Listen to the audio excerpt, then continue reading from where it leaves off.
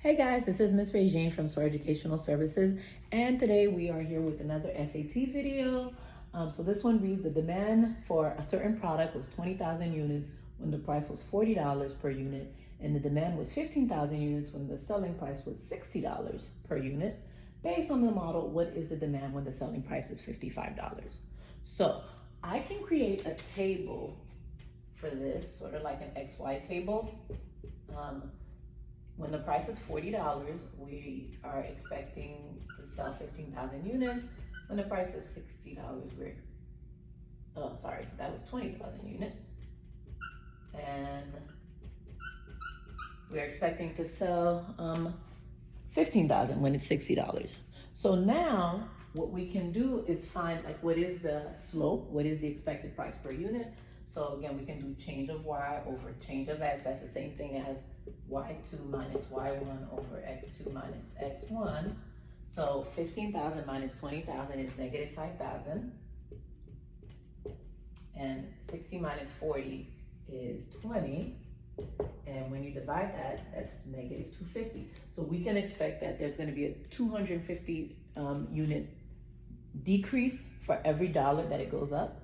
So now we need to solve for the y-intercept. So always that y-intercept. So that's that y equals mx plus b problem that we're doing here again. So we can just plug in our value. So we know 20,000 units are sold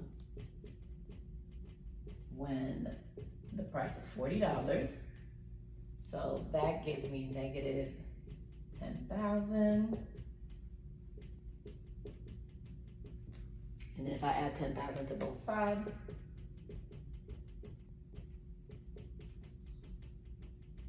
that gives me 30,000.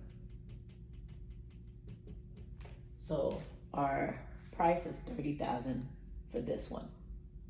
Our y-intercept is 30,000 for this one. Basically, it would be that if this was at $0, we would expect to sell 30,000, which we know that's not realistic, but that's what it would mean in this case. So now, how about if it was $55?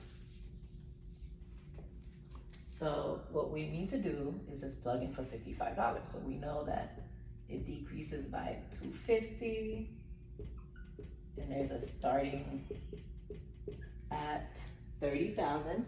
So if we do negative 250 times 55, let's see what that gives me.